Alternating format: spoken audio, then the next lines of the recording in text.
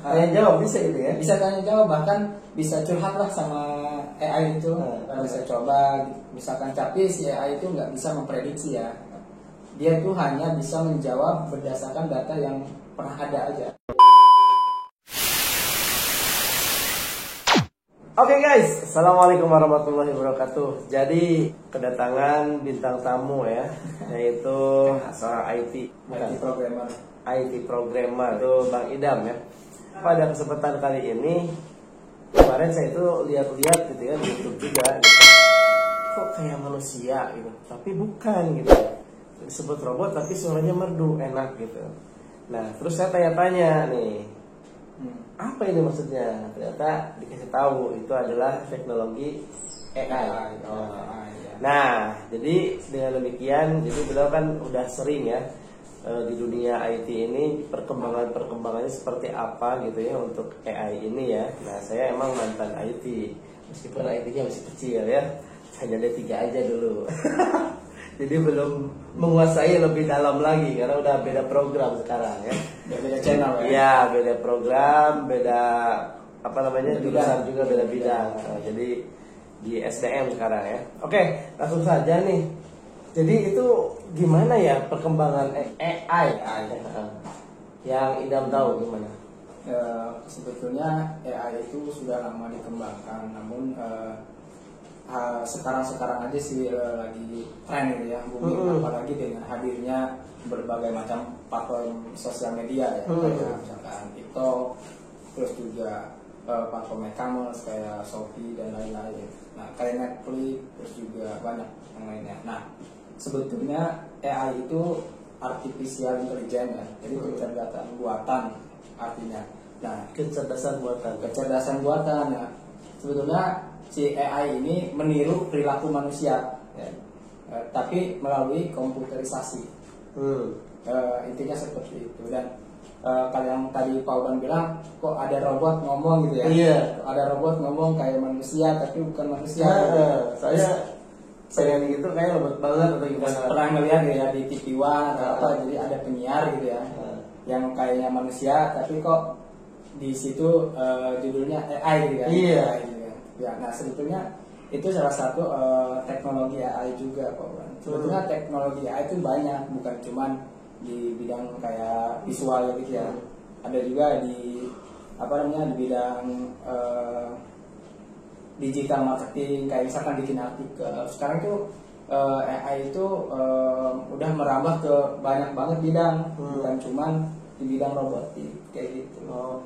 Iya, nah berarti kan itu kan tadi kan meniru perilaku manusia. Ya. Nah berarti itu ada seseorang atau siapa kelompok yang menciptakan itu atau gimana?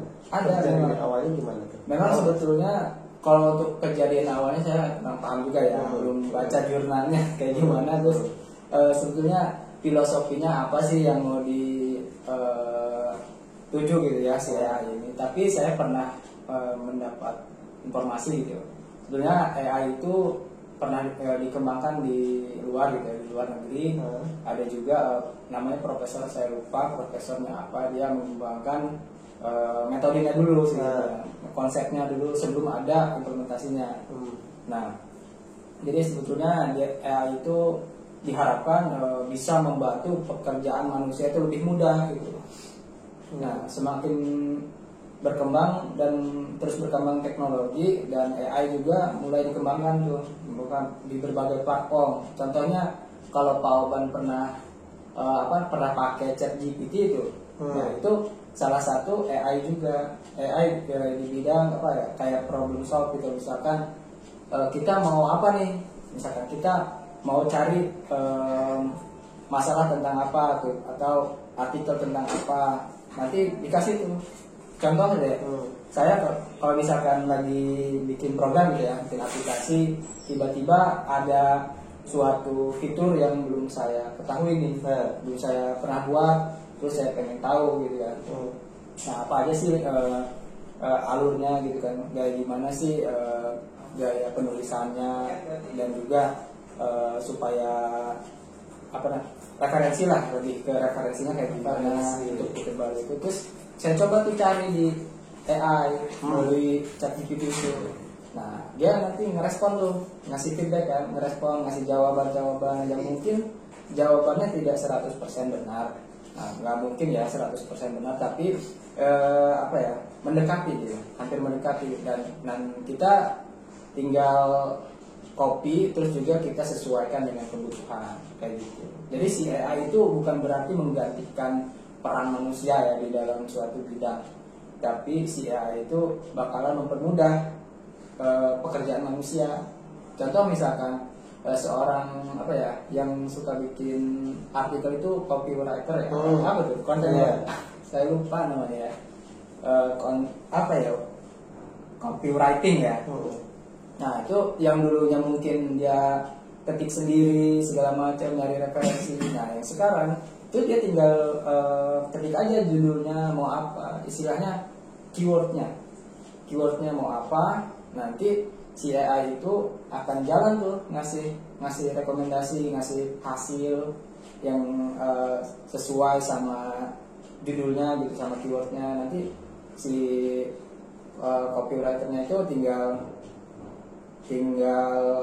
pilah-pilah gitu, mana yang misalkan sesuai sama artikelnya yang nanti. Nah kalau kayak gitu, kayaknya berarti bukan hasil murni ciptaan dia dong. Kalau menulis, seorang penulis terus dia bingung kan, biasanya kan mencari inspirasi gitu, ini harusnya gimana kalimatnya.